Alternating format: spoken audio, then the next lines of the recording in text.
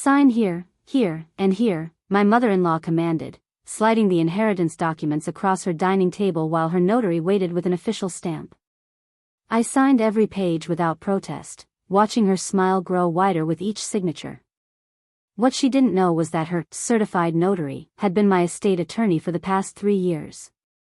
I'm sitting at Victoria Hartwell's formal dining room table, surrounded by what looks like my entire financial life spread out on mahogany that probably costs more than most people's cars. Before we jump back in, tell us where you're tuning in from, and if this story touches you, make sure you're a subscriber, because tomorrow, I've saved something extra special for you. My mother-in-law stands over me, her perfectly manicured finger tapping each signature line like she's conducting an orchestra of my defeat. This one transfers the Charleston properties, she says, her voice dripping with fake concern. And this one handles the mountain house. You understand this is what's best for everyone, don't you, Elena? I pick up the fountain pen she's provided, expensive, heavy, the kind of pen that's supposed to make you feel important when you're signing your life away. The woman sitting across from me, the notary Victoria hired, watches with professional detachment. Her credentials are laid out perfectly, official stamp, embossed seal, state certification in a leather holder. I start signing. Slowly. Each page. Every line where Victoria's finger points.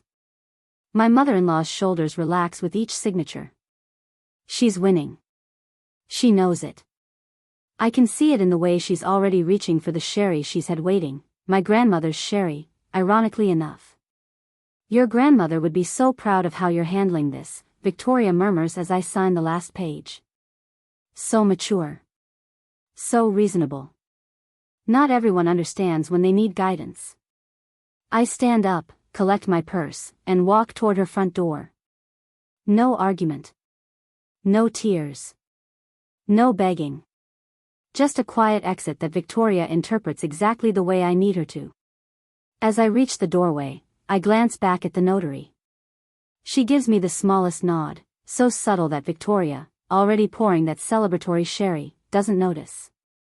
Then I'm gone, leaving Victoria alone with her notary and a stack of documents that she thinks just made her a very wealthy woman. My phone rang at 9:47 that morning.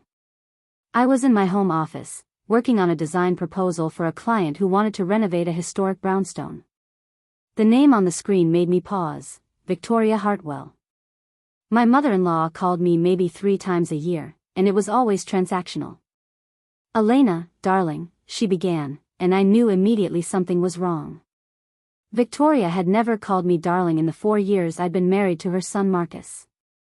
We need to discuss your grandmother's estate. There are some urgent matters that require immediate attention. I set down my coffee and pulled up a blank document on my laptop, already taking notes. With Victoria, you documented everything. What kind of matters? I kept my voice neutral, professional. Property transfers, tax implications, some outdated paperwork that needs updating. She spoke like she was doing me a favor, like I should be grateful she was bothering to help the poor, overwhelmed granddaughter. I've arranged for a notary to meet us at my house tonight at 7. Marcus won't be back from Denver until tomorrow, but this simply cannot wait. There it was. The urgency. The specific timing when my husband would be on a business trip. The notary already arranged before she'd even asked me. I see, I said, still typing. What exactly needs to be transferred? We'll review everything tonight. I have all the documentation prepared. You know I handled your grandmother's affairs for years before she passed.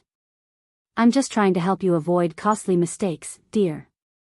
The condescension made my jaw clench, but I kept my voice steady. I'll be there at 7. Wonderful. And Elena? Come alone. These matters are delicate. Family business. We don't need attorneys complicating simple paperwork. She hung up before I could respond. I stared at my phone for exactly 10 seconds. Then I opened my contacts and called Daniel Reeves. Daniel answered on the second ring. Elena. What's happening? She's making her move, I said. Tonight. She wants me to sign documents at her house with a notary present. Marcus is conveniently out of town. Tell me exactly what she said. I ran through the conversation word for word while Daniel typed in the background. We'd been preparing for this moment for 6 months, ever since my grandmother Catherine's will had been read and Victoria's face had gone from confident to murderous in the span of 3 seconds. She's going to try to get you to sign everything over, Daniel said. Property transfers, probably power of attorney, maybe even retroactive estate documents claiming your grandmother wanted her to have control. That's what I figured. Here's what we're going to do, Daniel continued, and I could hear the smile in his voice. I'm going to be her notary. I blinked. What? I'm a certified notary. Have been for 15 years. It's part of my practice for estate work. If Victoria called one of those mobile notary services, which she probably did, I can show up instead. Send me her address. I'll handle it from there. Daniel, that's legal? Yes. Ethical? Absolutely. Satisfying? Extremely. He paused. Elena, your grandmother spent 3 years documenting Victoria's manipulation.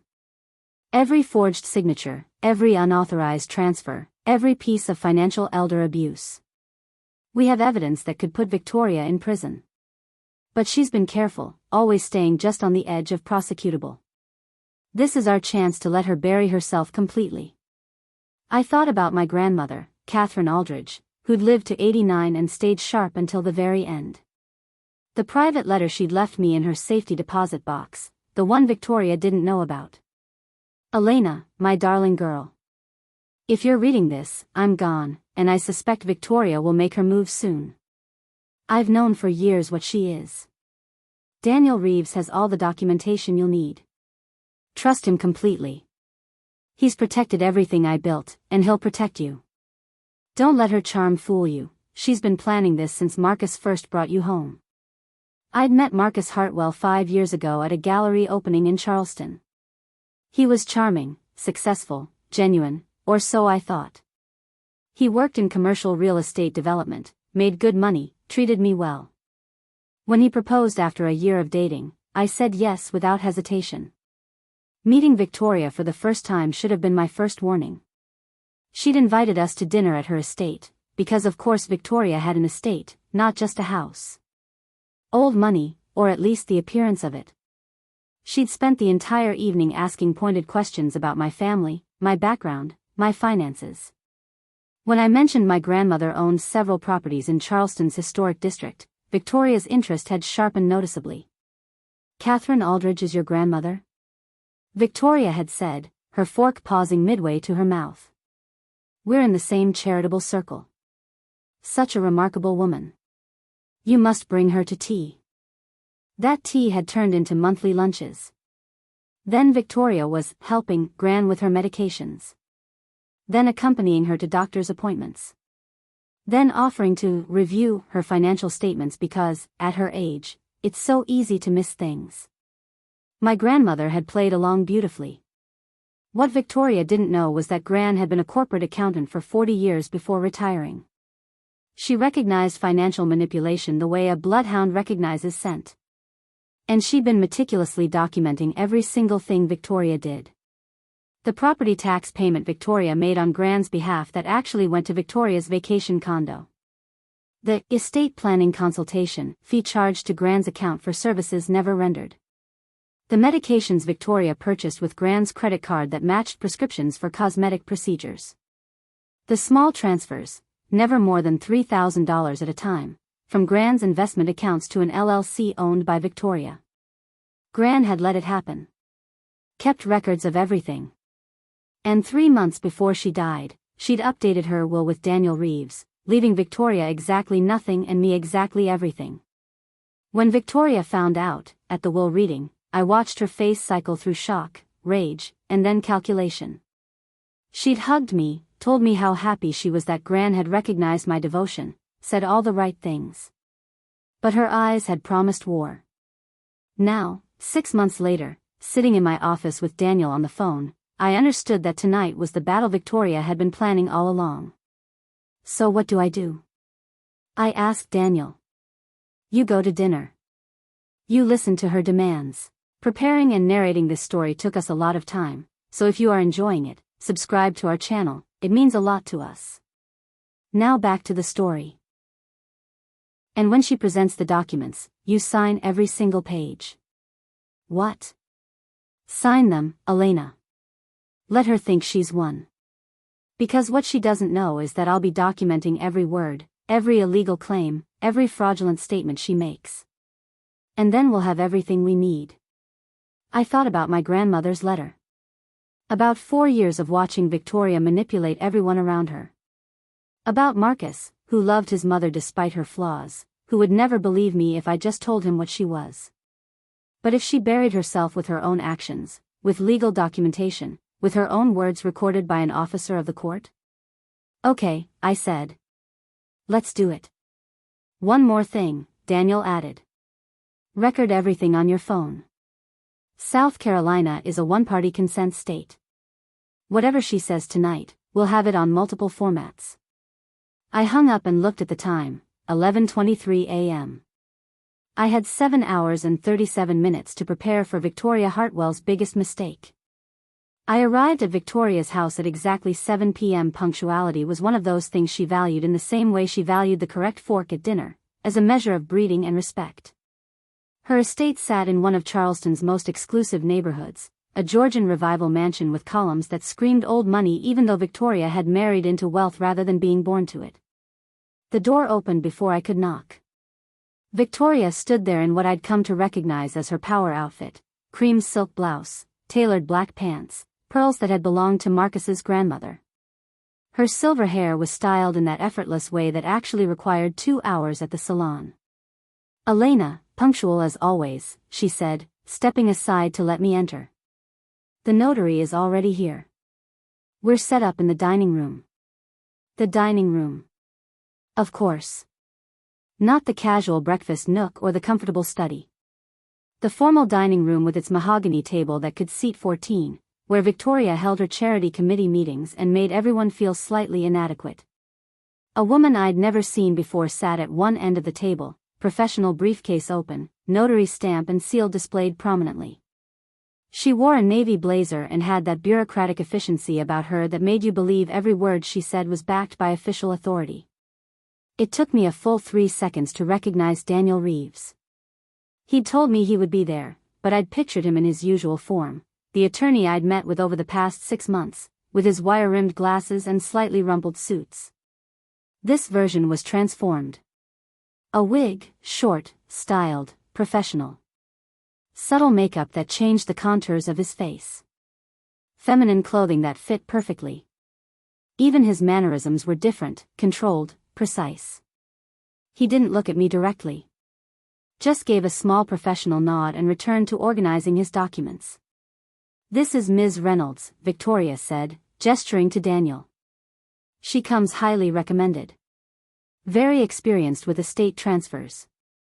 Ms. Marsh, Daniel said in a voice slightly higher than his natural tone. Please, have a seat. I sat across from where Victoria positioned herself at the head of the table. The documents were already spread out, arranged in neat stacks. I could see property deeds, transfer forms, powers of attorney, financial statements. Let me pour us some wine, Victoria said, moving to the sideboard where she'd set up a bottle of Chardonnay, expensive, from my grandmother's collection that Victoria had borrowed for safekeeping after Gran's death. We should be comfortable while we handle these tedious details. She poured 3 glasses, though I noticed Daniel, Ms. Reynolds, barely touched hers. Now then, Victoria began, settling into her chair and pulling the first stack of documents toward us. Let's discuss why we're here. Victoria's opening move was masterful. I had to give her that. She didn't lead with demands or ultimatums. She led with concern. Elena, sweetheart, I need to be honest with you. I've been reviewing your grandmother's estate, and I'm deeply worried. She reached across the table as if to take my hand, but I kept mine folded in my lap. There are significant tax implications that need to be addressed immediately. The penalties alone could cost you hundreds of thousands of dollars. I said nothing. Just watched her perform. Your grandmother, bless her heart, was meticulous about many things, but estate planning wasn't her strong suit. Victoria shook her head with what looked like genuine sadness. She didn't establish the proper trusts, didn't structure the property holdings correctly, didn't plan for the tax burden that would fall on her heir. On me, I said quietly. Exactly.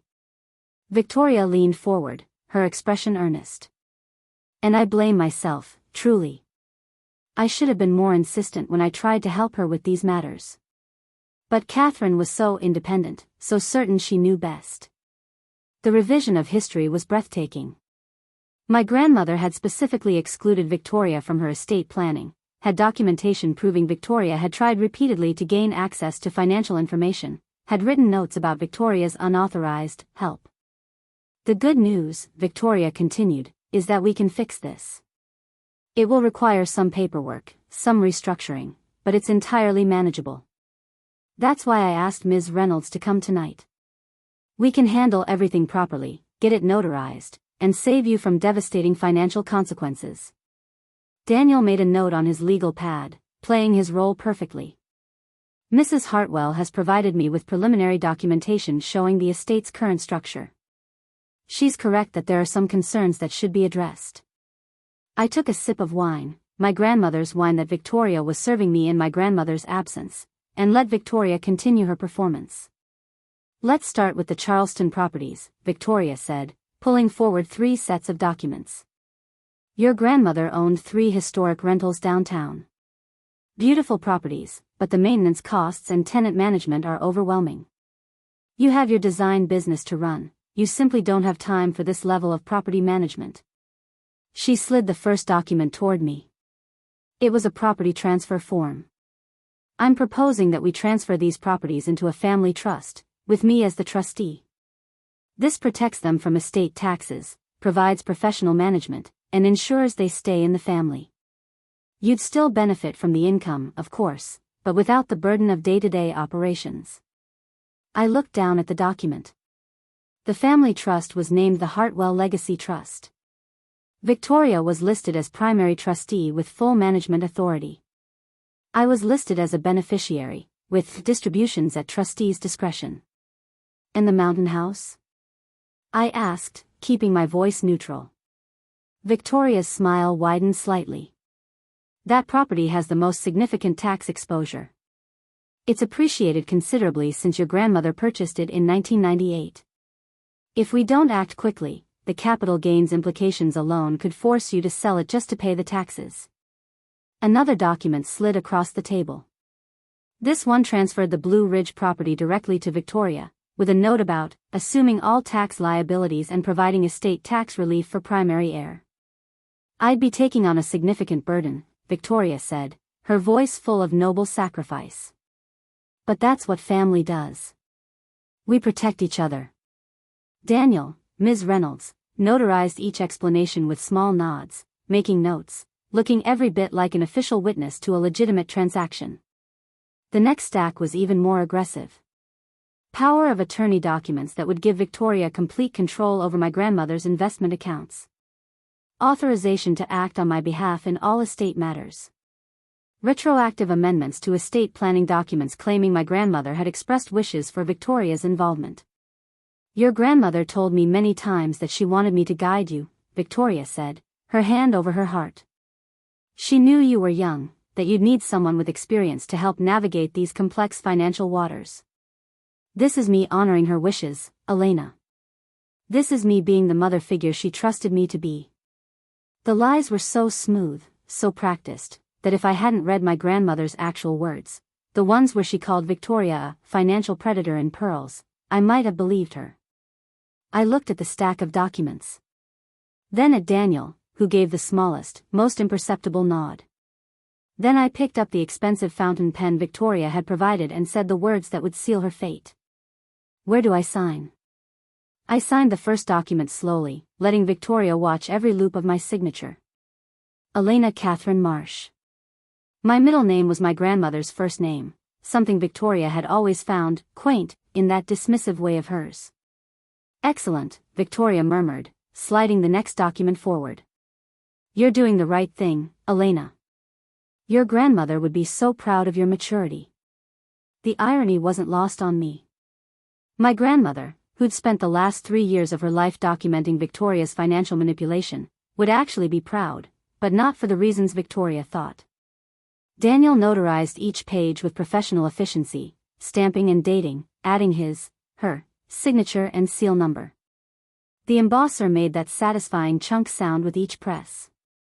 Official. Binding. Permanent. Or so Victoria believed. This one is particularly important, Victoria said, presenting the power of attorney document. It allows me to act swiftly on your behalf when time-sensitive financial matters arise. You won't have to worry about missing crucial deadlines or making mistakes that could cost you dearly. I read through it slowly. The document gave Victoria complete control over every financial account, every property decision, every investment choice. I would effectively have no say in my own inheritance. I signed it. Victoria's shoulders relaxed incrementally with each signature. She was winning, and she knew it. The wine she'd poured sat barely touched on the table. She was too focused on her victory to bother with props anymore. The final documents, Victoria said, her voice taking on a reverent quality, are perhaps the most meaningful. These are amendments to your grandmother's estate planning documents, clarifying her verbal wishes that I witnessed during her final years. I looked down at what she was presenting. Backdated documents claiming my grandmother had expressed desires for Victoria to manage the estate. Witness statements, forged, obviously, from people who'd allegedly heard Catherine Aldridge request Victoria's involvement. I know this might feel overwhelming, Victoria said, her hand reaching across the table again, this time successfully capturing mine before I could pull away. But I promise you, sweetheart, I'm only doing what Catherine asked of me. She loved you so much, but she knew you'd need guidance. She trusted me to provide it. I met Victoria's eyes. They were warm, convincing, filled with what looked like genuine affection. She'd practiced this performance for months, maybe years. The concerned mother-in-law. The trusted family advisor. The woman who only wanted what was best for everyone. I signed the final page. The moment my pen left the paper, Victoria stood up and moved to the sideboard where she'd already prepared champagne, not the wine we'd been drinking, but actual champagne in crystal flutes that had belonged to Marcus's grandmother. Ms. Reynolds, thank you for your efficiency, Victoria said, pouring 3 glasses. Your professionalism has made this process seamless. Daniel accepted a glass with a demure nod. Simply doing my job, Mrs. Hartwell. These documents are now officially notarized and legally binding. Those words, legally binding, made Victoria's smile go from satisfied to triumphant. A toast, she said, raising her glass. To family. To legacy. To honoring Catherine's wishes and ensuring her estate is properly managed. I raised my glass but didn't drink. Neither did Daniel, I noticed, though he brought it to his lips convincingly. I should go, I said quietly, setting down the champagne and collecting my purse. It's been a long evening. Of course, dear. Victoria was already gathering the documents, organizing them into neat stacks like trophies. I'll file these first thing Monday morning.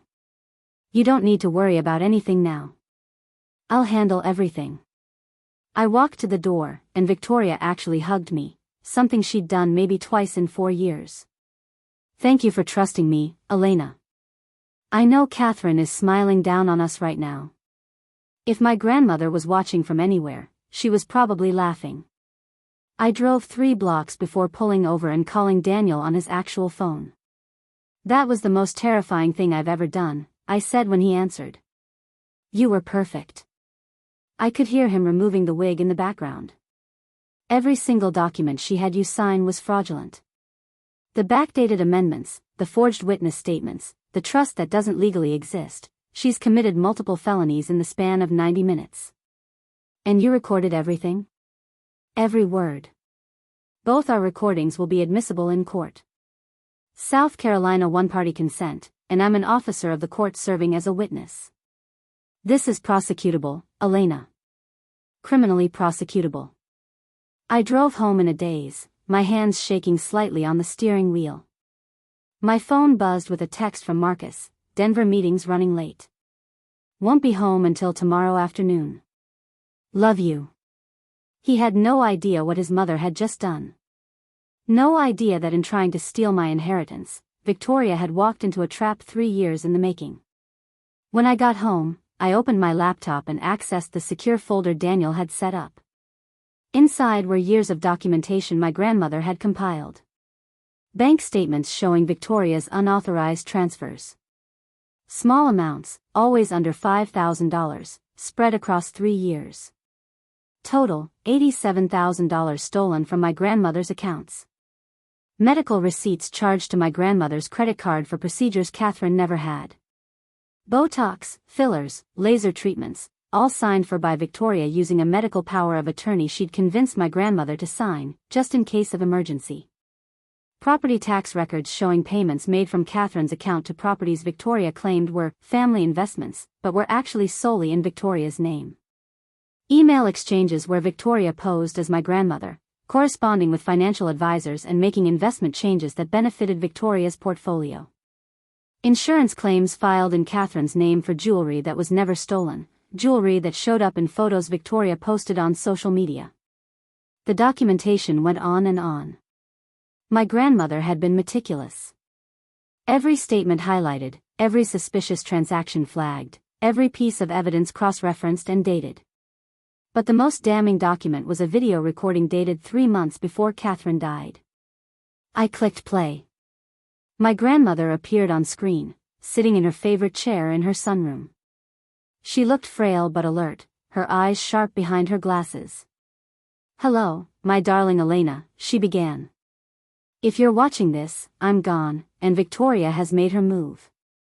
I want you to know that everything she's done, every manipulation, every theft, every lie, I've allowed it. Documented it, but allowed it." Catherine leaned forward slightly. "I could have stopped her at any time. Could have prosecuted her, exposed her, destroyed her. But I needed her to show her true nature completely. For Marcus's sake. For your sake. So that when the time came, there would be no doubt, no question, no possibility of her talking her way out of what she is." My grandmother smiled. "She thinks I'm a foolish old woman who didn't notice her stealing. She thinks I trusted her. She thinks she was clever. Let her keep thinking that, sweetheart. Let her believe she's won. Because the moment she tries to claim what's mine, the moment she forges documents and makes false claims, that's when you'll have everything you need." The video continued with Catherine explaining every detail of her documentation, every piece of evidence, every legal strategy she'd planned with Daniel's help. "I'm giving you the weapons, Elena," she concluded. "But you have to let Victoria build her own gallows. Be patient. Be smart. And when she's hung herself with her own greed, make sure justice is absolute." The video ended with my grandmother blowing a kiss to the camera. I sat in my home office, surrounded by evidence of 3 years of calculated theft and manipulation, and realized that tonight wasn't the beginning of Victoria's downfall. It was just the final act of a plan my grandmother had been orchestrating since the day Victoria first showed interest in her dear friend's finances. My phone buzzed. A text from Daniel. Victoria just posted on Facebook about having a wonderful evening with her daughter-in-law, handling important family matters. Screenshot attached as evidence. I looked at the screenshot. Victoria had tagged me in a post about family bonds and honoring legacies. The comments were already rolling in from her society friends, praising her dedication and loving nature. She was so convinced she'd won that she was publicly documenting her own fraud. I texted back, "What happens now?" Daniel's response was immediate, "Now we wait. Let her file those fraudulent documents on Monday. Let her start acting as if she has legal authority. Every action she takes from here makes the case stronger. By the end of the week, she'll have committed enough felonies to guarantee prosecution. And Marcus? Tell him when you're ready. Show him everything. The evidence speaks for itself." I closed my laptop and looked around my grandmother's house, the one Catherine had left me along with everything else. The house I'd been living in since her death, filling it with my own design aesthetic while keeping her memory alive in small ways. Victoria wanted to take all of it. Thought she could manipulate me the way she'd manipulated my grandmother. What she didn't understand was that Catherine Aldridge had spent 3 years teaching me exactly how to fight back. I woke up Saturday morning to 17 text messages from Victoria. Good morning, dear. Slept wonderfully knowing Catherine's affairs are finally in order. I'll be visiting the Charleston properties this afternoon to assess maintenance needs. Please send me the access codes for Catherine's investment accounts. I need to review the portfolio. Also, I'll need copies of all property insurance policies by Monday. Each message was a small act of theft, a tiny assertion of control that Victoria thought was now her legal right. I screenshot every single one and forwarded them to Daniel. His response came within minutes. Perfect. She's establishing a pattern of assumed authority before the documents are even filed. Keep letting her dig. I made coffee in my grandmother's kitchen, my kitchen now, and opened my laptop. The secure folder Daniel had created contained not just my grandmother's evidence, but a 3-year timeline of Victoria's escalating manipulation. It had started small, as these things always do. 5 years ago, when Marcus first introduced me to his mother, Victoria had been charming. Interested in my work, complimentary about my success, welcoming in that way that made you think you'd found a real connection. She'd invited me to her charity events, introduced me to her society friends, treated me like the daughter she'd never had. Then I'd mentioned my grandmother. The shift had been subtle. Suddenly Victoria wanted to meet Catherine. Wanted to include her in lunches and tea parties. Wanted to help because women our age need to stick together. My grandmother had seen through it immediately, but she'd played along. Let Victoria volunteer to help with medications. Let her accompany her to doctor's appointments. Let her offer financial advice. And documented every single boundary Victoria crossed. The first unauthorized transfer happened 6 months after Victoria and Catherine became close friends. Just $2,800 from Catherine's checking account to an LLC called Hartwell Properties Management. Victoria had forged Catherine's signature on the check, listing it as property management consultation fees. Catherine had noticed within a week. Had copies made of the forged check. Had her bank flagged the account for unusual activity. But she didn't confront Victoria. She let it continue. Over 3 years, Victoria had stolen $87,000 in small, careful increments. Each theft was documented. Each forged signature photographed. Each unauthorized transaction traced to Victoria's accounts. Why didn't she stop it? I'd asked Daniel during our first meeting, 6 months ago when he'd shown me everything. Because your grandmother understood something important, Daniel had replied. If she stopped Victoria early, Victoria would just disappear and try again with someone else. But if she let Victoria commit enough crimes, build up enough evidence, show a clear pattern of financial elder abuse, then she could ensure Victoria would never be able to do this to anyone else. My grandmother had turned herself into bait to catch a predator. I spent Saturday morning reviewing the legal fortress my grandmother and Daniel had built. It was impressive in its thoroughness. 3 years ago, Catherine had established the Aldridge Family Trust, a completely legitimate, properly filed, legally bulletproof trust that held all her properties, investments, and assets. I was named as the sole beneficiary and trustee. Victoria wasn't mentioned anywhere in the documentation. 2 years ago, Catherine had updated her will through Daniel, making it explicitly clear that Victoria Hartwell was to receive nothing. She'd included specific language: I make no provision for my daughter-in-law Victoria Hartwell, as she has received substantial unauthorized transfers from my accounts during my lifetime. This exclusion is intentional and not the result of oversight. 18 months ago, Catherine had filed a detailed affidavit with Daniel documenting every theft, every manipulation, every forged signature. The affidavit included her statement that she was allowing the theft to continue in order to build a prosecutable case. 1 year ago, she'd had a full cognitive evaluation performed by 3 independent physicians, establishing beyond doubt that she was of sound mind and had full mental capacity. This prevented any future claim that she'd been confused or incompetent when making these decisions. 6 months before her death, she'd recorded that video I'd watched last night, her final testimony, admissible in court, explaining everything. And 3 months before she died, Catherine had met with the Charleston County District Attorney's Office, presenting preliminary evidence of Victoria's financial crimes.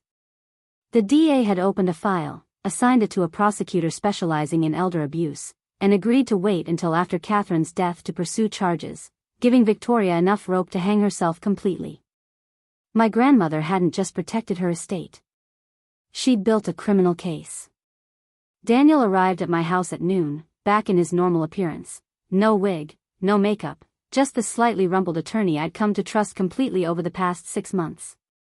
Victoria's already started, he said, opening his laptop on my dining table. She called the management company for the Charleston rental properties this morning, claiming she's the new trustee. They told her they needed documentation, so she's planning to bring the forged papers on Monday. That's another crime, isn't it? Fraud, attempted theft, forgery. She's racking up charges faster than I can count them. Daniel pulled up a spreadsheet. Here's where we are legally. The spreadsheet was color-coded. Red for criminal charges, yellow for civil liability, green for evidence strength. The documents she had you sign last night are worthless, Daniel explained. The Aldridge family trust can't be superseded by a power of attorney. It can't be transferred without proper court procedures.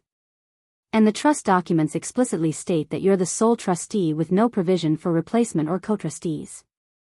So everything she thinks she has doesn't exist. Every document is void. But more importantly, every document is evidence of her criminal intent. Daniel clicked to another tab.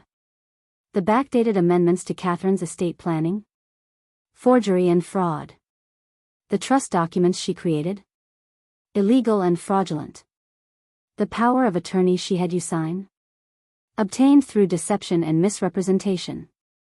When do we stop her? We don't. Not yet. Daniel looked at me seriously. Right now Victoria thinks she's won. She's going to act on that belief. She's going to present fraudulent documents to banks, property managers, investment firms. She's going to attempt to access accounts, transfer assets, exercise authority she doesn't have. Each attempt is another crime. Each rejection is more evidence. So I just wait. You document. You record. You let her show everyone exactly who she is. He pulled up a calendar. Monday, she'll try to file documents with the property management companies. Tuesday, she'll probably attempt to access the investment accounts. By Wednesday, she'll be frustrated that nothing's working the way she expected. By Friday. By Friday? Daniel smiled.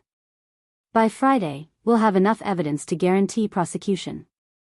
And that's when I contact the district attorney's office and hand them a complete case with documentation, recordings, witness testimony, and a pattern of behavior spanning 3 years.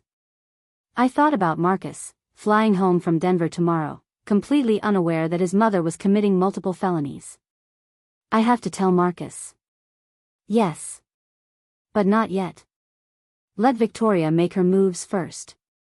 Because once Marcus knows, he'll confront her, and she'll stop. We need her to continue. We need her to be so confident in her victory that she destroys herself completely. Daniel closed his laptop. Your grandmother spent 3 years setting this up, Elena. She knew Victoria would try this eventually. She knew you'd need ironclad evidence, not just for the legal system, but for Marcus. For your marriage. For your future. She thought of everything. Catherine Aldridge was one of the smartest clients I've ever had. She understood that sometimes justice requires patience. That sometimes you have to let the guilty dig their own graves. After Daniel left, I sat in my grandmother's chair, my chair, and thought about the week ahead. Victoria would try to take my properties, access my accounts, claim authority she didn't have. And I would watch, document, and wait. Just like my grandmother had taught me. My phone buzzed with another text from Victoria. Just drove past the King Street property. The exterior needs painting. I'll get estimates this week and have the work done. So glad I can take these burdens off your shoulders. I screenshot the message and sent it to Daniel with a single word, evidence. His response, beautiful. She's documenting her own crimes in real time. By Wednesday, she'll have sent enough texts to prove intent beyond any doubt. I looked around my house, filled with my grandmother's memory and my own growing confidence. Victoria thought she'd manipulated a naive young woman into signing away her inheritance. What she'd actually done was walk into a trap 3 years in the making, built by a woman who'd understood exactly what Victoria was and had planned accordingly.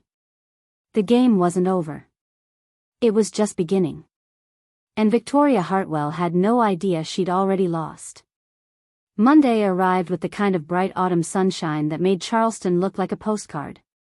I was in my home office, working on a design proposal for a client's lakehouse renovation, when my phone started buzzing with a series of calls from numbers I didn't recognize. The first voicemail was from Brandon Pierce at Coastal Property Management, the company that handled my grandmother's 3 rental properties downtown. Ms. Marsh, this is Brandon at Coastal. We had a interesting visit this morning from a Victoria Hartwell claiming to be the trustee of your grandmother's properties. She presented some documentation, but frankly, it doesn't match what we have on file. Could you give me a call? This is somewhat urgent. The second voicemail was from Jennifer Wu at Mercantile Bank, where my grandmother's primary investment accounts were held. Elena, it's Jennifer. Victoria Hartwell came in this morning with power of attorney documents requesting full access to the Aldridge accounts. We've frozen everything pending verification. Please call me immediately. The third was from the property insurance company. The fourth from the Mountain House's local management service.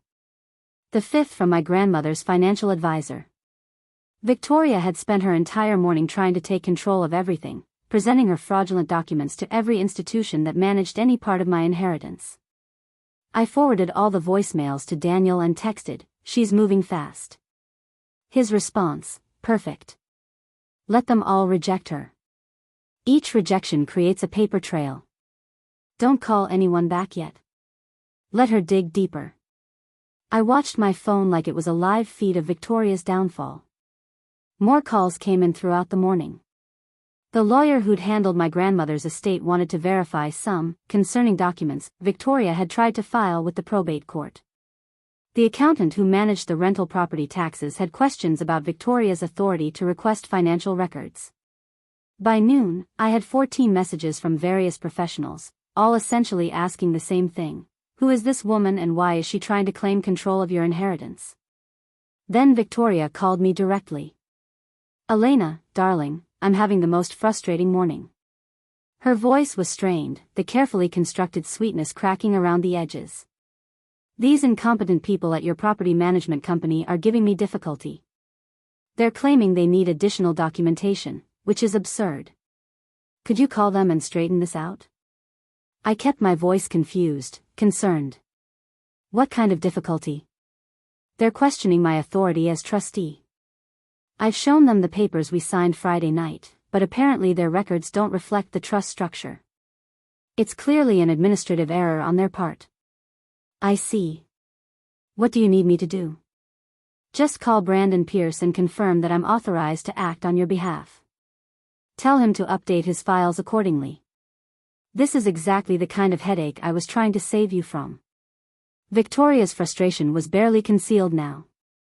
"This is why I needed to step in, Elena. You can't be bothered with these tedious details." "I'll make some calls," I said neutrally. "Thank you." "And Elena?" "The bank is being similarly difficult. I may need you to come down in person to authorize my access to the investment accounts. Just a formality, but apparently my power of attorney isn't sufficient for their bureaucratic requirements." After she hung up, I called Daniel. "She wants me to confirm her authority to everyone." "Absolutely not. Let her keep trying on her own. Every failed attempt is documented. Every institution she contacts is a witness to her fraud." He paused. "How did she sound?" "Frustrated. Angry. Like things aren't going according to plan." Good. She expected this to be simple. Walk in with official-looking documents, take control, done. She doesn't understand that legitimate institutions have verification processes specifically designed to prevent what she's trying to do. By Tuesday afternoon, Victoria's texts had gone from cheerfully authoritative to demanding. Elena, I need you to call Mercantile Bank immediately. This is becoming ridiculous. The property management company is being completely unreasonable. You need to intervene. I'm trying to help you and everyone is making this impossible. Call me now. I didn't respond to any of them. Just screenshot each one and sent them to Daniel. Wednesday morning brought a surprise. Victoria showed up at my house. I watched through the window as she got out of her Mercedes, dressed in what I'd come to think of as her intimidation outfit, tailored suit, designer bag, the pearls. She rang the doorbell 3 times in quick succession, impatient and aggressive. I opened the door, phone recording in my pocket. Victoria. This is unexpected. We need to talk. She pushed past me into the foyer without waiting for an invitation. What you're doing is completely unacceptable. What am I doing? Don't play games with me, Elena. Victoria spun to face me, her composure completely gone. You've been blocking my access to the accounts. You've been telling the property managers not to cooperate with me. You signed those documents Friday night. You agreed to this. I stayed calm, keeping my voice level. I signed what you asked me to sign, Victoria. I don't understand why you're upset. I'm upset because nobody will honor the legal documents we created. The bank won't give me access. The property managers won't recognize my authority. Even your grandmother's financial advisor is refusing to speak with me. Her face was flushed, her hands clenched. You're sabotaging this. I haven't called anyone, Victoria. I haven't told anyone anything. Then why is everyone refusing to cooperate? I let the question hang in the air for a moment. Maybe because the documents aren't valid? Victoria's expression went from angry to dangerous. Those documents were properly notarized. They're legally binding. You can't back out now. I'm not trying to back out of anything. I just think maybe there's been some kind of misunderstanding about what those documents actually mean. There's no misunderstanding. Victoria moved closer, her voice dropping to something that would have been threatening if I hadn't known exactly how powerless she actually was. You signed over authority to me. That means I control the properties, the accounts, the investments. That's what you agreed to. Did I? Because from what I'm hearing, all these professionals who actually understand estate law are saying something different. Victoria's face went through a remarkable transformation. The concerned mother-in-law, the helpful family advisor, the woman who only wanted what was best, all of it vanished. What remained was cold calculation and barely suppressed rage. You think you're clever, don't you? Her voice was completely different now, stripped of its artificial warmth. The naive little granddaughter, so trusting, so easy to manipulate. But you've been playing me this whole time. I don't know what you mean. That notary. Ms. Reynolds. Victoria's eyes narrowed. There was something off about her. Too convenient, too accommodating. Who was she really, Elena? I said nothing, just watched Victoria's mind work through the implications. Did you set me up? Did you bring in your own person to witness me? She stopped, realizing what she was about to admit. You recorded everything, didn't you? South Carolina is a one-party consent state, I said quietly. I don't need your permission to record conversations in my own home. Or in anyone else's home, as long as I'm present. The color drained from Victoria's face as she understood the trap she'd walked into. Those documents I signed, I continued, my voice steady and calm, were fraudulent. The trust you claim to create doesn't legally exist. The amendments you said honored my grandmother's wishes were forgeries. The power of attorney was obtained through deception and misrepresentation. And every word you said Friday night is recorded, notarized, and documented by an actual attorney who witnessed you commit multiple felonies. Victoria took a step back, her hand reaching for the wall to steady herself. My grandmother knew what you were, Victoria. She knew from the first day you started stealing from her. She documented every theft, every forged signature, every unauthorized transfer. For 3 years, she let you steal from her, just so she could build an airtight case against you. You can't prove. I can prove everything. Bank records, forged checks, unauthorized transfers totaling $87,000. Security footage of you using her credit cards for your own procedures. Emails you sent posing as her. Insurance claims you filed in her name. 3 years of evidence, Victoria. 3 years of crimes. Victoria's legs seemed to give out slightly. She sat down on my foyer bench, her expensive bag sliding to the floor. And Friday night? I continued. When you had me sign those fraudulent documents? That wasn't you winning, Victoria. That was you adding fraud, forgery, attempted theft, and elder abuse to a criminal case that's been building since before my grandmother died. Marcus will never believe you. Her voice was desperate now, grasping for any leverage. He's my son. He'll stand by me. Will he? When I show him the video his grandmother recorded 3 months before she died? When I show him the bank statements proving you stole nearly $90,000 from her? When I show him the documents you forged, the signatures you faked, the lies you told? I crouched down to meet her eyes. When I show him that his mother spent 3 years stealing from a dying woman and then tried to steal from his wife? Victoria's hands were shaking. What do you want? I don't want anything, Victoria. This isn't a negotiation. Money? I can pay back what Catherine thought I took. We can settle this privately, family business, no need for lawyers or. The district attorney already has a file on you. It's been open for 3 months. My grandmother made sure of that before she died. I stood up. You should probably leave now. And Victoria? Get a good lawyer. A real one this time. Because by Friday, you're going to need one. Victoria stood shakily, collected her bag, and walked to the door. She paused at the threshold, looking back at me with something that might have been genuine emotion for the first time. She really hated me that much? No, I said softly. She loved justice that much. And she loved me enough to make sure you could never do this to anyone else. Victoria left without another word. I closed the door, leaned against it, and called Daniel. She knows, I said. She came here and I told her everything. Good. Now she'll either lawyer up or run. Either way, we move forward. He paused. How do you feel? Like my grandmother just won a 3-year game of chess. She did. And Victoria never even knew she was playing. Marcus arrived home Wednesday evening, tired from his Denver trip and completely unaware that his mother had just imploded her entire life. He dropped his luggage in the foyer and wrapped me in a hug that smelled like airport coffee and rental car air freshening. God, I missed you, he said into my hair. 3 days of contract negotiations with developers who think they're real estate geniuses. How was your week?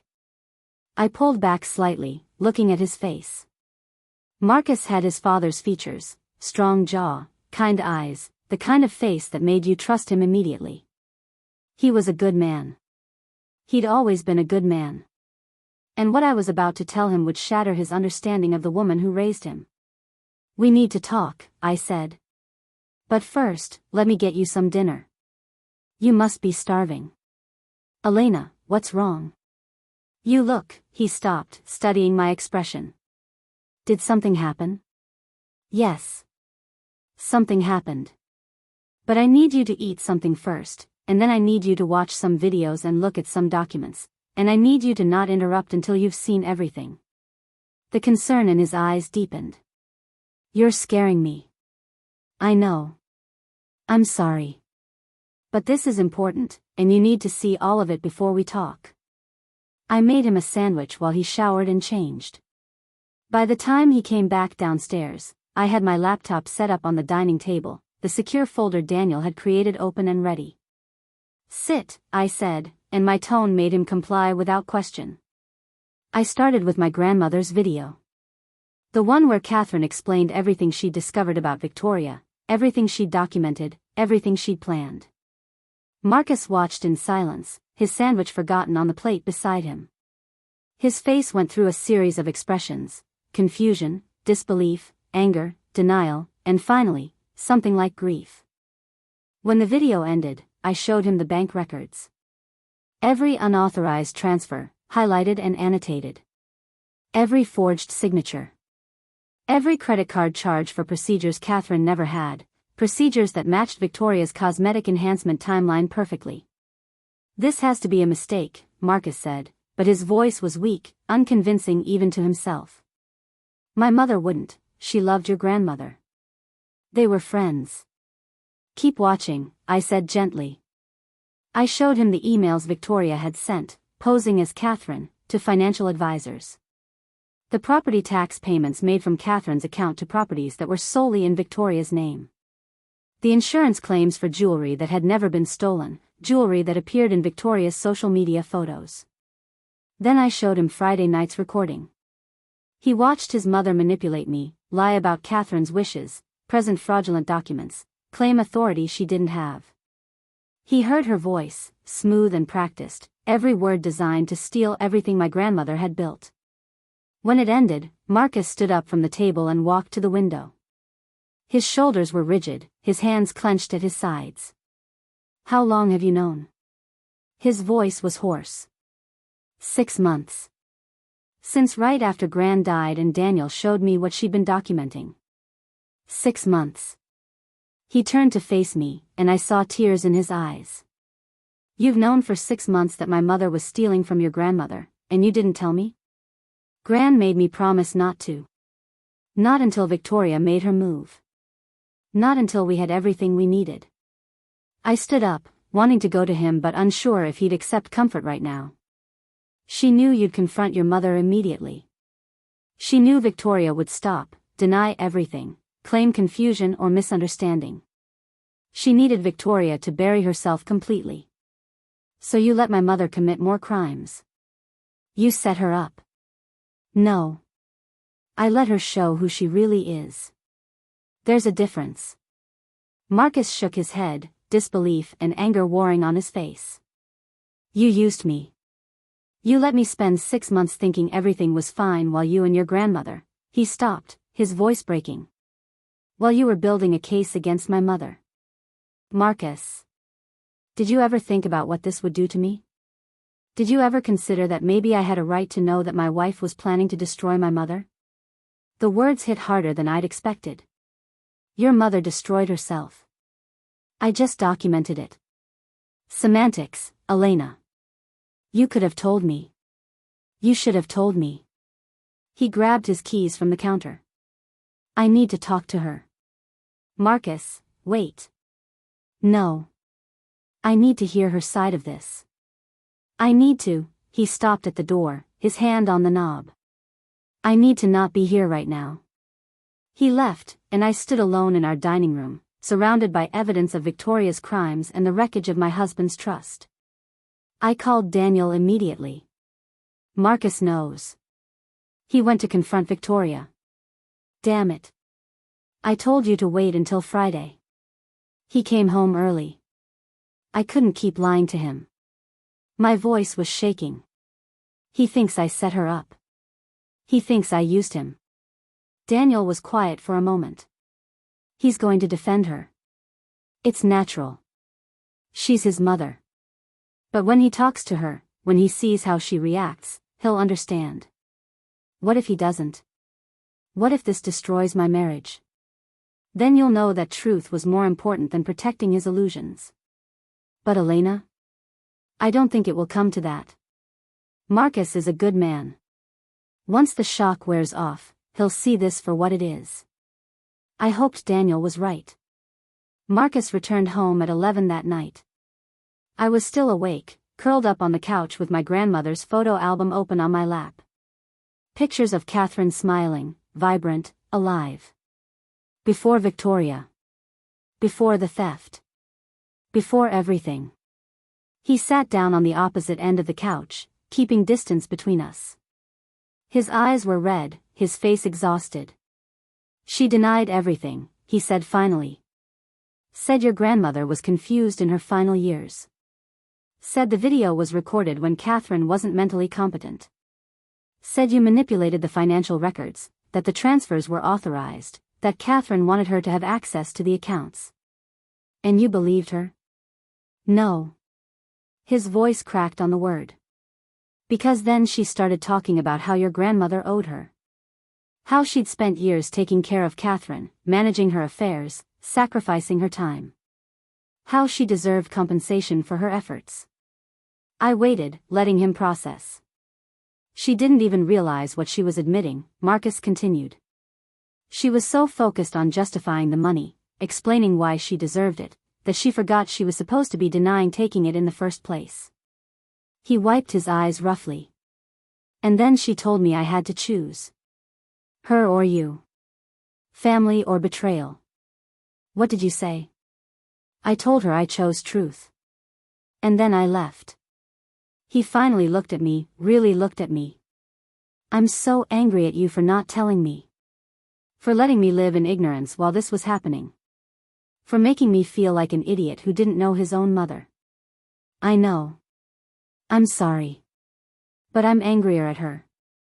For being exactly what your grandmother said she was. For stealing from a woman she pretended to love. For trying to steal from you. His voice dropped to barely a whisper. For making me doubt the woman I married because I couldn't face the truth about the woman who raised me. I moved closer, closing the distance between us. I should have told you sooner. Daniel advised against it. Gran made me promise to wait, but those are excuses. You deserve to know. Marcus pulled me into his arms, and we sat there in the silence of our living room, holding each other while his understanding of his mother crumbled and reformed into something harder and truer. What happens now? He asked. Friday, Daniel contacts the district attorney. They'll review the evidence and decide whether to prosecute. Given the amount stolen, the forgery, the attempted fraud, the elder abuse, I stopped. It's not going to be good for her, Marcus. She'll go to prison. Probably. Yes. He was quiet for a long time. Then, good. She should. What she did to your grandmother, what she tried to do to you, there have to be consequences. Your family will hate me. My family doesn't know her like I thought I did. Once they see the evidence, once they understand what she's done, he stopped. And if they don't? If they choose to defend her anyway? Then they're not the family I thought they were either. We sat there until dawn, talking through everything. The years of manipulation. The careful documentation. The trap my grandmother had built. Marcus cried several times, grieving the mother he'd thought he had while coming to terms with the woman she actually was. Your grandmother was brilliant, he said as the sun started rising. Ruthless, patient, and absolutely brilliant. She loved you, you know. She told me once that the hardest part was knowing this would hurt you. But she said you were strong enough to handle the truth, even if it broke your heart. She was right. Marcus stood up, pulling me with him. I need to shower and go to work. Try to pretend today is normal. Can you do that? I've been pretending for 6 months. I can manage 2 more days. He kissed my forehead. Friday, when Daniel makes that call, I want to be there. I want to be the one who confirms everything, who tells them yes, my mother did this, yes, she should be prosecuted. Can I do that? I'll ask Daniel. Marcus headed upstairs, pausing at the landing. Elena? Thank you for not giving in to her. Thank you for protecting what your grandmother built. And I'm sorry, I'm so sorry, that my mother tried to take it from you. She was never going to succeed. Gran made sure of that. After he disappeared upstairs, I texted Daniel, Marcus knows everything. He wants to be there Friday when you contact the DA. Daniel's response came immediately, good. Family testimony will make the case even stronger. How's he handling it? Like someone who just learned his mother is a criminal. But he'll be okay. And you? I looked around my grandmother's house, filled with morning light and the weight of 3 years of planning finally coming to fruition. I'll be okay too. 2 more days. 2 more days, Daniel confirmed. Then justice. Thursday started with a call from Victoria's sister, Diane. I'd met her exactly 3 times in 4 years, polite encounters at holiday gatherings where Diane had made it clear she considered her younger sister's marriage into the Hartwell family to be the family's greatest achievement. Elena, this is Diane Whitmore. Her voice was clipped, aggressive. I just got off the phone with Victoria, and I need to understand what's happening. What did Victoria tell you? She said you've been blocking her access to Catherine's accounts. That you're refusing to honor legal documents you signed. That you're trying to steal an inheritance that Victoria helped Catherine manage for years. Diane's voice rose. She's beside herself, Elena. Absolutely distraught. And frankly, I'm appalled at how you're treating her. Did Victoria mention the $87,000 she stole from my grandmother? Or the documents she forged? Or the fraud she committed trying to steal my inheritance? The silence on the other end was sharp and sudden. I have recordings, Diane. Bank records. 3 years of documentation. Video testimony from my grandmother recorded before she died. Victoria didn't help Catherine manage anything. She stole from her systematically while pretending to be her friend. That's absurd. Victoria would never. Victoria is going to be arrested, probably within the next week. The district attorney's office already has a file on her. If you want to help your sister, tell her to get a criminal defense attorney. A good one. I hung up before Diane could respond. 20 minutes later, Marcus's father called. Richard Hartwell had been divorced from Victoria for 15 years, remarried to a woman named Patricia who actually seemed to make him happy. He'd moved to Atlanta and maintained polite but distant contact with his ex-wife. Elena, Richard Hartwell. Marcus just called me. Told me everything. His voice was measured, careful. I need you to know something. I'm not surprised. You're not. I divorced Victoria because I discovered she'd been stealing from my business accounts for years.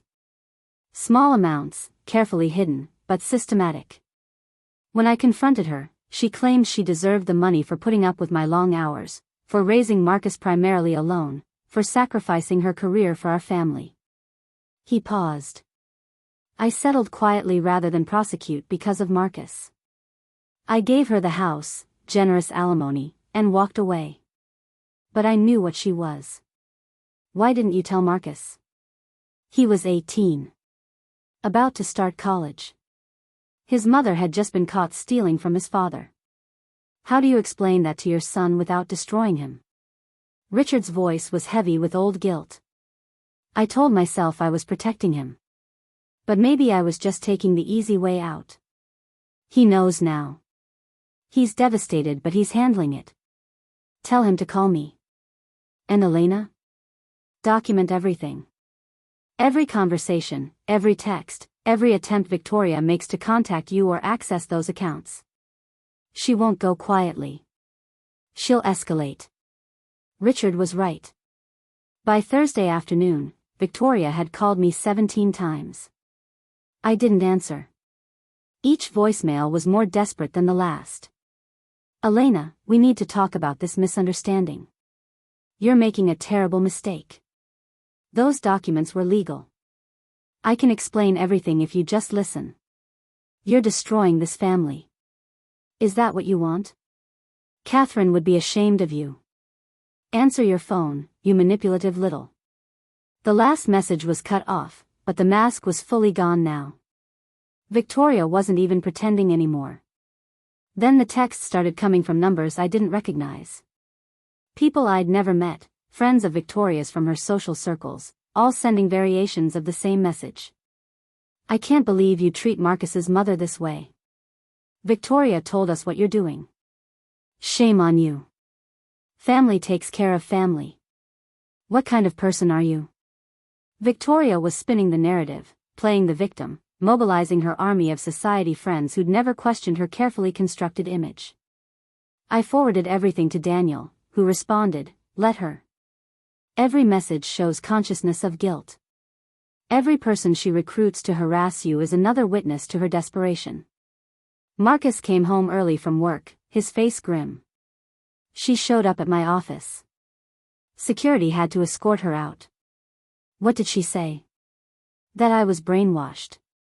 That you'd manipulated me. That her attorney said the documents were legal and we were harassing her. He sat down heavily. She caused a scene in the lobby, Elena. My colleagues heard everything. She was screaming about family loyalty and ungrateful children. Her attorney? I pulled out my phone. Victoria hired someone? Apparently. Some guy named Philip Brennan. She said he reviewed everything and told her she has a solid case. I texted Daniel immediately. Victoria hired Philip Brennan. Know him? His response made me laugh despite everything. Philip Brennan got disbarred in Georgia 3 years ago for trust account violations. He's not licensed to practice in South Carolina. If he's representing her, she's digging herself even deeper. At 8 p.m., someone rang our doorbell repeatedly, aggressive and demanding. Marcus looked through the window and swore softly. It's my mother. And she's not alone. I looked over his shoulder. Victoria stood on our porch with 2 people I didn't recognize, a man in an expensive suit who must have been Philip Brennan, and a woman with a professional camera. She brought a lawyer and a photographer? I said. Or a witness and documentation. Marcus opened the door but didn't invite them in. Mom, you need to leave. I need to speak with Elena. This is still family business, Marcus. We can resolve this.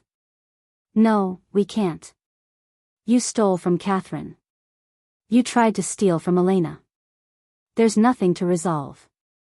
Philip Brennan stepped forward, pulling out a folder. Mr. Hartwell, I'm representing your mother in this matter. We have legal documentation that proves Mrs. Hartwell's authority over the Aldridge estate. If Ms. Marsh continues to block access to accounts and properties, we'll have no choice but to pursue legal action. You're not licensed to practice law in South Carolina, I said from behind Marcus. Your Georgia bar license was revoked in 2021 for misappropriating client funds. Representing Victoria makes you guilty of unauthorized practice of law. Brennan's confidence faltered. I'm consulting, not representing. You just said I'm representing your mother. In front of witnesses. While attempting to intimidate us at our home. I pulled out my phone, which had been recording since they arrived. That's unauthorized practice of law, Mr. Brennan. A crime in South Carolina. The woman with the camera had been taking photos of our interaction. Now she lowered it, looking uncomfortable. Who are you? Marcus asked her. Sarah Chen, sorry, Sarah Mitchell. I'm a notary. Mrs. Hartwell said she needed me to witness some documents. Sarah, I said gently, did Victoria tell you she'd be confronting us at our home? Did she explain that the documents she wants witnessed are fraudulent? That she's already committed multiple crimes trying to steal my inheritance? Sarah looked at Victoria, then at her camera. She said this was a family estate matter. That you were being unreasonable about signing transfer papers. Call Daniel Reeves at Reeves & Associates, I said, handing her a business card. He's my actual attorney. He can explain what Victoria really tried to do. Sarah took the card, looked at Victoria's furious face, and made a decision. Mrs. Hartwell, I don't think I can help you with this. It sounds like you need a different kind of attorney. She walked back to her car without another word. Philip Brennan was already backing away. Victoria, I think we should regroup, Anne. You're all against me, Victoria said, her voice rising. My own son, choosing this gold digger over his mother. Catherine probably laughed at me behind my back, the bitter old woman. She had everything and still she. Stop. Marcus's voice was cold, harder than I'd ever heard it. Don't talk about Catherine. Don't talk about Elena. Get off our property. And Mom? Get a real attorney. Because tomorrow, Elena's lawyer contacts the DA's office with 3 years of evidence proving you're a thief and a fraud. Victoria's face went white. You wouldn't. Marcus, I'm your mother. You can't. I can. And I will. Because what you did to Catherine, what you tried to do to Elena, that's not motherhood. That's criminal behavior. He started closing the door. Goodbye, Mom. Marcus, please, but the door was closed, locked, and Marcus was leaning against it like it was the only thing holding him up. We stood in the foyer, listening to Victoria's muffled sobs through the door, Brennan's useless platitudes, the sound of car doors and engines starting. Then silence. Tomorrow, Marcus said quietly, this ends. Tomorrow, I agreed. I texted Daniel. Victoria came to the house with a disbarred attorney and a notary. All recorded. She's completely unraveling. His response, perfect timing. I have a meeting with Assistant DA Jennifer Kowalski tomorrow at 9 a.m. Bring everything. And Elena? Bring Marcus too. His testimony will matter. I showed Marcus the text. I'll be there, he said. I'll tell them everything I know. Everything I saw. Everything she admitted when I confronted her. We went to bed that night knowing that tomorrow would change everything. That Victoria's 3-year crime spree was about to face justice. That my grandmother's careful planning was about to pay off in the most complete way possible. I dreamed of Catherine, sitting in her favorite chair, watching Victoria dig her own grave deeper with every desperate move. In the dream, my grandmother smiled and said, "Patience, darling. Justice takes time, but it's always worth the wait." Tomorrow, we'd find out just how right she was. The Charleston County District Attorney's office occupied the 3rd floor of a government building that smelled like industrial cleaner and old coffee. Daniel met us in the lobby at 8:45, carrying 2 briefcases full of documentation that represented 3 years of my grandmother's meticulous planning. Jennifer Kowalski is one of the best prosecutors in the state, Daniel said as we rode the elevator up. She specializes in financial crimes and elder abuse. She's been waiting for this case to mature. Mature? Marcus looked pale, his tie slightly crooked. He'd changed it 3 times this morning, hands shaking. Your mother-in-law opened this file 3 months before she died, Daniel explained. She brought preliminary evidence to the DA's office and asked them to wait until after her death to pursue charges. She wanted Victoria to have enough rope to hang herself completely. The elevator doors opened, and we followed Daniel down a hallway lined with frosted glass offices. He knocked on one marked ADA Jennifer Kowalski, Financial Crimes Division. Come in, a voice called. Jennifer Kowalski was younger than I'd expected, maybe 40, with sharp eyes and a handshake that meant business. Her office walls were covered with commendations and case victory photos. A leather portfolio sat on her desk, already open to what I recognized as my grandmother's original affidavit. Ms. Marsh, Mr. Hartwell, please sit. She gestured to chairs across from her desk. Daniel's been updating me all week. It sounds like Victoria Hartwell walked right into the trap your grandmother set. That's exactly what happened, I said. Jennifer pulled out a yellow legal pad. Let's start from the beginning. I want to hear everything in your own words, then we'll go through the documentation. For the next hour, I walked her through it all. My grandmother's friendship with Victoria. The gradual financial manipulation. Catherine's decision to document rather than stop the theft. The 3-year evidence collection. Victoria's escalation after Catherine's death. The fraudulent documents. Friday night's signing. Victoria's attempts to access accounts all week. Her desperation yesterday. Marcus added his testimony, confronting Victoria, hearing her justify the theft rather than deny it, watching her unravel when nothing went according to plan. Jennifer took notes, occasionally asking clarifying questions, her expression growing more satisfied with each detail. This is prosecutable, she said finally. Very prosecutable. Let's review what we have.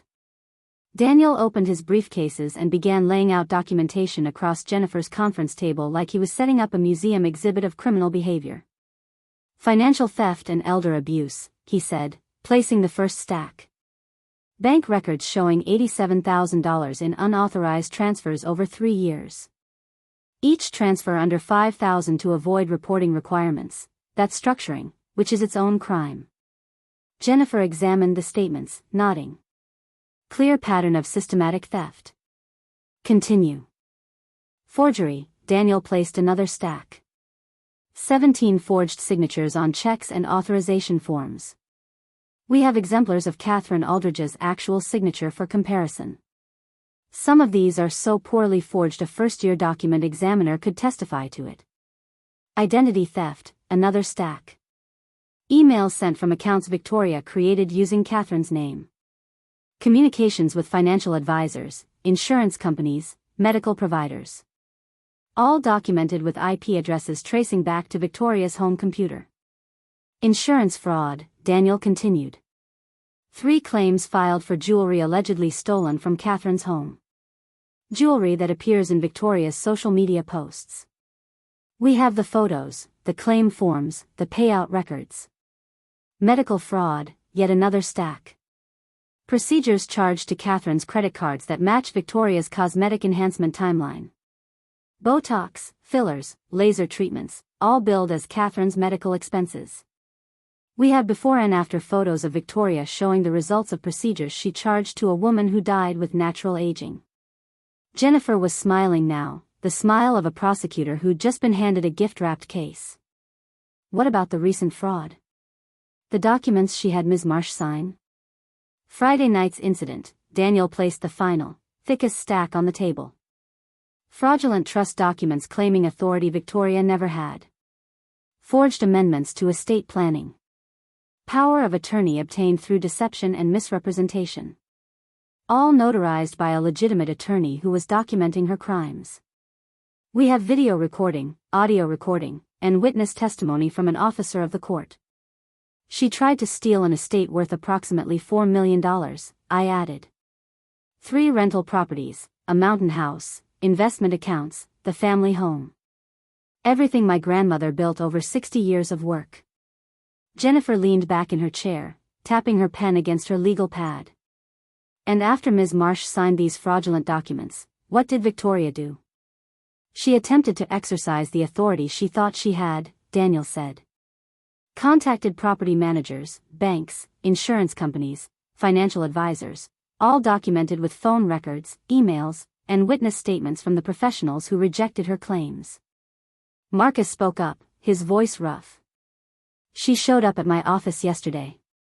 Made a scene in the lobby, claiming Elena was stealing from her. Security had to remove her. And last night, I added, she came to our house with a disbarred attorney from Georgia trying to intimidate us. I have video of the entire interaction, including him claiming to represent her despite having no license to practice law in South Carolina. Jennifer's smile widened. She brought an unlicensed attorney to threaten you? That's beautiful. That shows consciousness of guilt, desperation, and continued criminal behavior even after her initial scheme failed. Jennifer stood up and walked to her window, looking out over Charleston. Here's what I can charge her with, she said, turning back to face us. Elder abuse causing financial harm, a felony in South Carolina carrying 2 to 10 years. Financial exploitation of a vulnerable adult, another felony, 3 to 15 years. Forgery, up to 10 years per count, and we have 17 counts. Identity theft, up to 10 years. Insurance fraud, up to 10 years. Structuring financial transactions, 5 years federal time. She paused, letting the weight of it sink in. The fraud she attempted last Friday adds attempted theft, fraud, forgery, and obtaining property under false pretenses. Each carries significant prison time. Conspiracy to commit fraud. And if we want to add the unlicensed attorney angle, she's guilty of aiding unauthorized practice of law. Marcus's face had gone gray. How much prison time are we talking about? Conservatively? If she's convicted on even half of these charges and they run consecutively? 20 to 30 years. She's 62 years old. She'd likely die in prison. The room went silent. I'd known this was coming, had prepared myself for it, but hearing it stated so plainly made it real in a way it hadn't been before. What if she pleads guilty? Marcus asked quietly. What if she admits everything, returns whatever money she still has, apologizes? Jennifer's expression softened slightly. That's not my call, that's up to the DA and ultimately up to Ms. Marsh, since she's the victim in the recent fraud attempts. But typically, in cases like this, we'd consider a plea deal. Maybe 10 to 15 years with possibility of parole. Restitution of stolen funds. Permanent prohibition from serving as anyone's financial representative. She looked at me directly. But Elena, I need to be clear. Your grandmother opened this case specifically to ensure Victoria would face consequences. She wanted prosecution, not plea deals. She wanted Victoria to be held accountable for every crime she committed. Are you willing to see this through to trial if necessary? I thought about my grandmother, spending her final years building this case. Letting herself be victimized so she could protect everyone else Victoria might target in the future. 3 years of patience, planning, and precision. Yes, I said. Gran wanted justice. Complete justice. If Victoria won't plead guilty to appropriate charges with appropriate prison time, then we go to trial. Jennifer nodded approvingly. Good. Because I'm going to push for maximum penalties. Victoria Hartwell preyed on a woman who trusted her, stole from her for years, and then tried to steal from her granddaughter. She's shown no remorse, only escalating criminal behavior. The court needs to send a message. When do you arrest her? Daniel asked. Today. I'll have the warrant by noon. We'll pick her up at her home this afternoon. Jennifer closed her portfolio. Mr. Hartwell, I know this is difficult. She's your mother. If you need time before. No, Marcus interrupted. Do it today. Before she has a chance to flee or destroy evidence or hurt anyone else. My mother chose this path. She chose it for 3 years while stealing from Catherine. She chose it again when she tried to steal from Elena. She needs to face what she's done. His voice broke slightly on the last words, but his resolve was clear. Jennifer extended her hand to each of us. Thank you for bringing this case forward. Thank you for having the courage to hold a family member accountable. And thank you, Ms. Marsh, for honoring your grandmother's wishes. Catherine Aldridge must have been an extraordinary woman. She was, I said softly. She really was. We left the DA's office at 11:30. Daniel headed back to his office to prepare civil proceedings for asset recovery. Marcus and I sat in the parking lot, neither of us quite ready to drive. My mother is going to prison, Marcus said, staring straight ahead through the windshield. For years. Maybe decades. Yes. Because she couldn't control her greed. Couldn't stop stealing even when she had plenty of her own money from the divorce, from her trust fund, from everything my father gave her. People like Victoria, it's never about need. It's about power. Control. Taking what isn't theirs because they believe they're entitled to it. Marcus turned to look at me. Gran really was brilliant. She knew Victoria would try this eventually. Knew she'd go after you once she was gone. So she built a trap that was inescapable.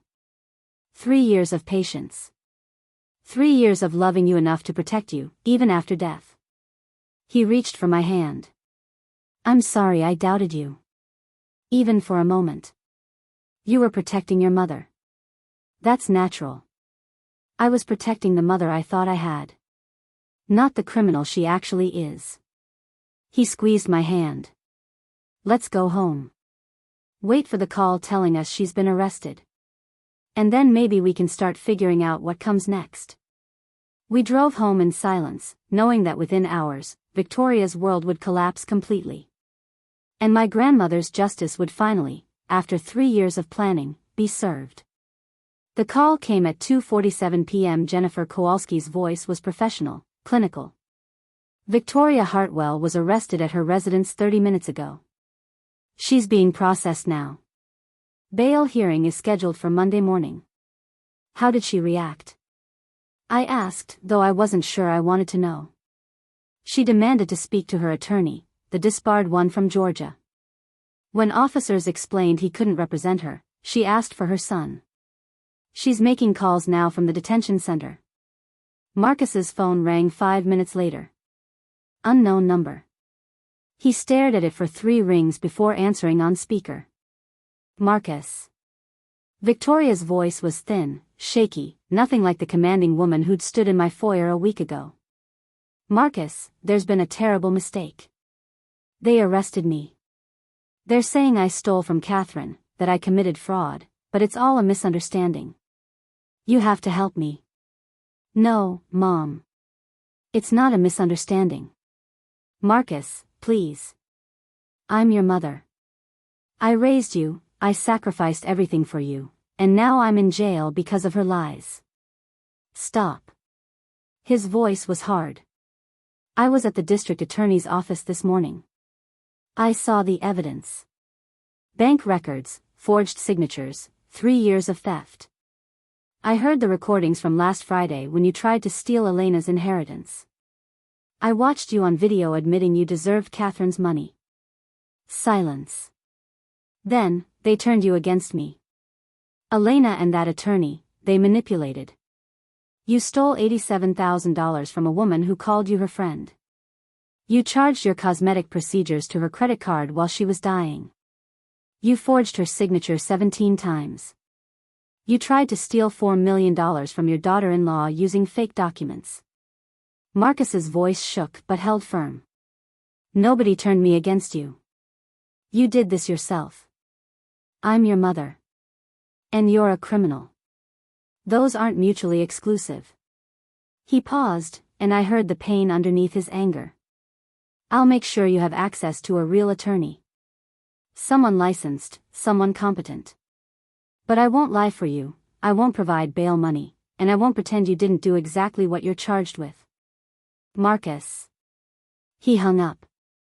Then he turned off his phone completely and sat down on the couch, his head in his hands. I sat beside him, not speaking, just present while he processed what he'd just done. I just abandoned my mother in jail, he said finally. You just held your mother accountable for her crimes. There's a difference. It doesn't feel different. The news spread quickly. By evening, my phone was buzzing with messages from people I barely knew, Victoria's society friends, distant relatives, even neighbors I'd never spoken to. Everyone had an opinion. How could you do this to Marcus's mother? This is so vindictive. Catherine would be ashamed. Family should forgive family. This is cruel. But there were other messages too. From people who'd known Victoria longer, seen through her carefully constructed image. Richard Hartwell, Marcus's father, texted, I should have done this 15 years ago. Thank you for having the courage I didn't. Mrs. Patterson from Catherine's book club, your grandmother talked about Victoria's theft in our last meeting. She made us promise not to tell you until after she died. She said you needed to see it for yourself. Catherine was protecting you even then. And one from someone I didn't know. My mother was Victoria's friend at the senior center. Victoria convinced her to sign over power of attorney 2 years ago. We've been fighting it ever since. Thank you for stopping her before she could do this to anyone else. That last message made everything clear. Victoria wasn't just a thief. She was a predator. And if my grandmother hadn't stopped her, how many other elderly women would have been her victims? Daniel called with an update. The DA's office is getting calls from 3 other families. All elderly women who had financial dealings with Victoria. All suspicious transactions that they never pursued because they couldn't prove intent. How much did she steal from others? They're still investigating, but preliminary estimates suggest at least $200,000 from various sources over the past decade. Victoria's been doing this for years, Elena. Your grandmother wasn't her first victim. She was just the first one smart enough to document everything. Sunday evening, Jennifer Kowalski called to prepare us for Monday's bail hearing. Victoria's attorney, a real one this time, Gerald Masterson, will argue for bail. He'll claim she's not a flight risk, that she has community ties, that she'll surrender her passport. Will the judge grant it? I asked. I'm going to argue against bail. She has significant financial resources, demonstrated willingness to commit fraud, and a history of manipulation. Plus, she showed up at your house Thursday with a disbarred attorney trying to intimidate witnesses.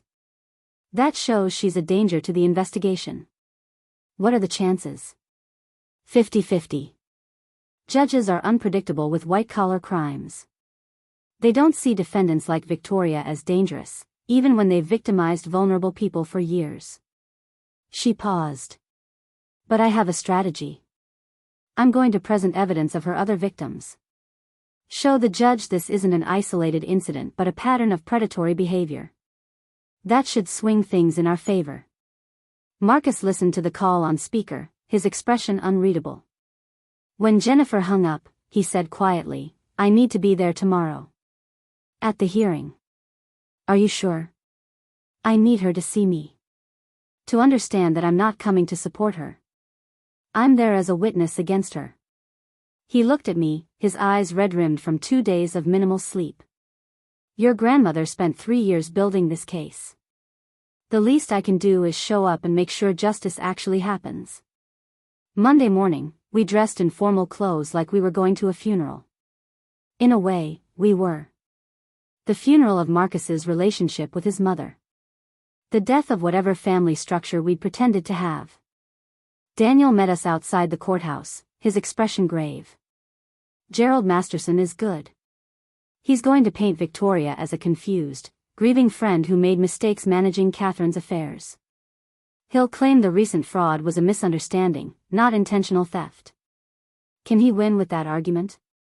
Depends on the judge. Depends on whether Jennifer can get the other victims' testimony admitted.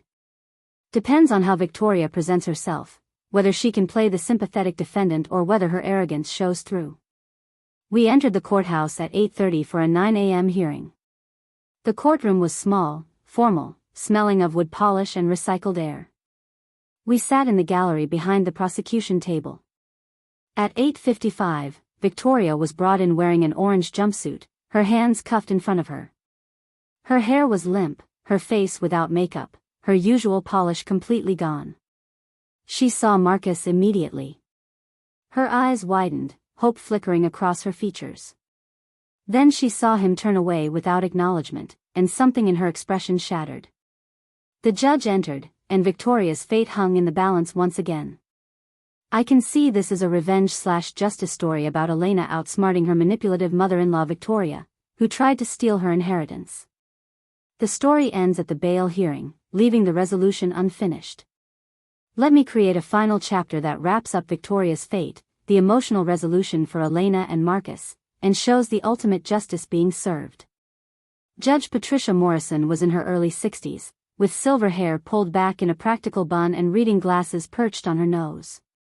She reviewed the documents before her with the methodical attention of someone who'd seen every variety of human deception cross her bench. Ms. Kowalski, she said, looking up at the assistant district attorney. I've read your motion opposing bail. Make your argument. Jennifer stood, and I felt Marcus tense beside me. This was it. The moment that would determine whether Victoria went home to her estate or stayed behind bars until trial. Your Honor, the defendant Victoria Hartwell is charged with 17 counts of forgery, 12 counts of financial exploitation of an elderly person, grand theft, and fraud. The evidence shows a pattern of predatory behavior spanning at least a decade, targeting vulnerable elderly women through positions of trust. Gerald Masterson, Victoria's attorney, was already shaking his head, preparing to object. But Jennifer continued smoothly. The state has identified 3 additional victims besides Catherine Aldridge. Mrs. Dorothy Chen, 82, from whom Ms. Hartwell embezzled $47,000 while serving as her volunteer companion at the senior center. Mrs. Ruth Morrison, no relation to Your Honor, who lost $36,000 after Ms. Hartwell convinced her to invest in a fake charity. And Mrs. Alice Wu, who signed over power of attorney to Ms. Hartwell and subsequently lost control of her own bank accounts. Victoria's face had gone white. She whispered urgently to Masterson, who held up a hand to silence her. Furthermore, Jennifer continued, 4 days ago, Ms. Hartwell appeared at the home of Elena Hartwell, the prosecution's primary witness, accompanied by a disbarred attorney from Georgia. She attempted to intimidate Mrs. Hartwell into signing documents that would have compromised the state's case. This demonstrates both consciousness of guilt and willingness to obstruct justice. Judge Morrison looked at Victoria over her reading glasses. Is this true, Ms. Hartwell?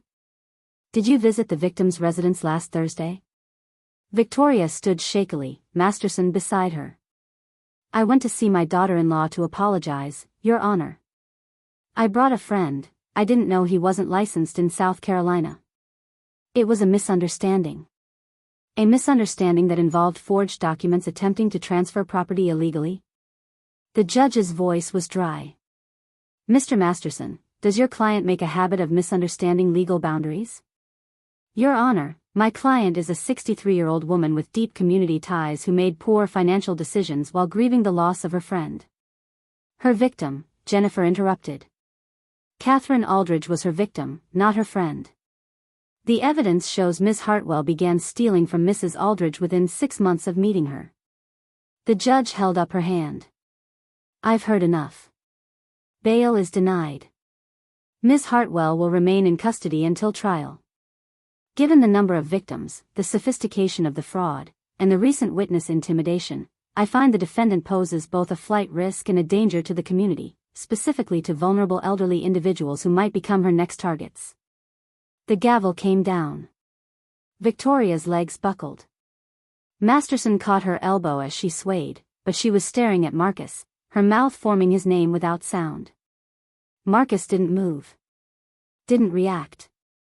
Just watched as the bailiff led his mother back through the side door, her orange jumpsuit disappearing into the corridor that led to the cells below. We sat in Daniel's office an hour later, the three of us drinking coffee that had gone lukewarm while Daniel explained what came next. Trial is scheduled for February. Jennifer's confident about conviction. The evidence is overwhelming. Victoria's attorney will probably try to negotiate a plea deal. With 4 victims and documented fraud spanning a decade, she's looking at 10 to 15 years minimum. How long will she actually serve? Marcus asked quietly. With good behavior? Maybe 7 to 10 years. She'll be 73 when she gets out. Daniel paused. That's assuming she survives prison. Women like Victoria, wealthy, privileged, used to control, they don't do well in that environment. Marcus said nothing, just stared at his coffee cup. There's something else, Daniel continued, pulling out a sealed envelope. Your grandmother left this for you, Elena. Instructions for after Victoria was arrested. I was told to wait until the bail hearing was resolved. My hands shook as I opened it. Catherine's handwriting, familiar and precise, covered a single page. My dearest Elena. If you're reading this, Victoria has been caught, and justice is being served. I want you to understand something important. This was never about revenge. It was about protection. Victoria is a predator. She targets lonely elderly women, befriends them, gains their trust, and then systematically drains their resources. I was her 6th victim that I could document. How many others went unreported, I'll never know. When she set her sights on me, I saw an opportunity. Not just to stop her from stealing from me, but to stop her from ever doing this to anyone else. That's why I documented everything. That's why I involved Daniel. That's why I left you enough evidence to bury her completely. You were never meant to handle this alone. Marcus is a good man who was raised by a monster. Be patient with him. He'll need time to reconcile the mother he thought he had with the criminal she actually is. The money she stole from me, I want you to use it to establish a foundation. The Catherine Aldridge Fund for Elder Financial Protection. Help other families recognize the warning signs. Provide legal assistance to those who can't afford to fight back. Make sure Victoria's victims weren't hurt for nothing. I love you, my brilliant girl. Thank you for having the courage to finish what I started. All my love. Gran. I couldn't speak. Just handed the letter to Marcus, watching his face as he read our grandmother's words. She was protecting everyone, he said finally. Even me. She knew what my mother was, and she was trying to stop her before I got hurt worse. Catherine was remarkable, Daniel said softly. She spent her last 3 years building an airtight case because she knew that without overwhelming evidence, Victoria would slip away. She'd find new victims, start over, keep destroying lives. Your grandmother stopped a serial financial predator. 6 months later, 97:00-100:00. Victoria pleaded guilty in March. Her attorney had shown her the evidence, videos, audio recordings, bank records, testimony from 4 victims, and explained that going to trial would result in the maximum sentence. She took the plea deal, 12 years, with possibility of parole after 8. I didn't attend her sentencing. Neither did Marcus. We read about it in the paper the next day, Victoria's mugshot above an article detailing her decades of fraud. Richard Hartwell, Marcus's father, sent a text, "Good riddance. Should have been longer." But by then, we were already building something better. The Catherine Aldridge Fund for Elder Financial Protection opened its doors in April. We rented a small office downtown, hired a retired FBI financial crimes investigator as director, and started offering free consultations to families worried about elderly relatives being manipulated. Our first client was Dorothy Chen's daughter, who'd been trying for 2 years to recover the money Victoria stole. With Daniel's help and the evidence from our case, we got Mrs. Chen's money back within 3 months. The second was a man whose father had signed over power of attorney to his helpful neighbor. We caught the fraud before significant money was stolen. The third, fourth, and fifth cases followed quickly. Word spread. Families called from across South Carolina, then from neighboring states. Catherine's legacy wasn't just stopping Victoria, it was creating a system to catch people like her before they could destroy more lives. Marcus threw himself into the foundation work with the dedication of someone seeking redemption he didn't actually need. He'd done nothing wrong except be born to the wrong mother, but he treated every case like a personal mission. Helping others became his therapy, his way of processing what his mother had done. "Do you think she understands?" he asked me one night, 6 months after her sentencing. We were in bed, the lights off, talking in the darkness like we'd learned to do. What she did. How many lives she hurt. I don't know, I admitted. Narcissists don't process guilt the way we do. She probably still thinks she's the victim. Daniel said she's been sending letters to her attorney, claiming the justice system failed her. That she's an innocent woman persecuted by jealous relatives. Of course she does. I rolled over to face him, even though I could barely see his outline. "Marcus, you can't fix her. Nobody can. The only thing we can control is making sure she never gets the chance to hurt anyone else again." "I know." He was quiet for a moment. I wish I'd seen it sooner. Before Catherine died. Maybe I could have protected her. Your grandmother didn't want protection. She wanted justice. And because of her, we're protecting dozens of other families. That's not nothing. He pulled me closer. Thank you. For what? For not running. For staying with me even though my mother is a convicted felon. For helping me build something good out of something horrible. I kissed him. Your mother's crimes aren't your crimes. You're not responsible for who she is. You're only responsible for who you choose to be. Then I choose this, he said. Building the foundation. Helping people. Making sure Catherine's work wasn't for nothing. Gran would be proud. I hope so. The next morning, I went to Catherine's grave for the first time since the sentencing. The stone was simple, elegant, exactly what she would have wanted, Catherine Rose Aldridge. 1935 to 2024, justice served. Love eternal. I placed flowers at the base, white roses, her favorite, and sat on the grass beside her. We did it, Gran, I said quietly. Victoria's in prison. The foundation is helping people. Marcus is healing. Everything you planned worked perfectly. The wind rustled through the cemetery trees, and for just a moment, I could almost hear her laugh, that sharp, knowing sound she made when she'd outmaneuvered someone at bridge. My phone buzzed. A text from our foundation director, new case.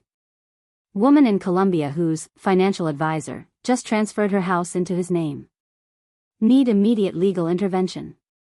I stood, brushing grass from my jeans. Duty calls, Gran. We've got work to do. As I walked back to my car, I thought about Victoria sitting in her cell, bitter and unrepentant, convinced she was the victim of some grand conspiracy. She'd spend the next 8 to 12 years in that delusion, while we spent those same years protecting the people she would have victimized. Catherine had been right. This was never about revenge. It was about making sure monsters stayed in cages where they belonged. And on that warm April morning, justice felt less like vengeance and more like the quiet satisfaction of a job well done. Up next, you've got 2 more standout stories right on your screen. If this one hit the mark, you won't want to pass these up. Just click and check them out. And don't forget to subscribe and turn on the notification bell so you don't miss any upload from us.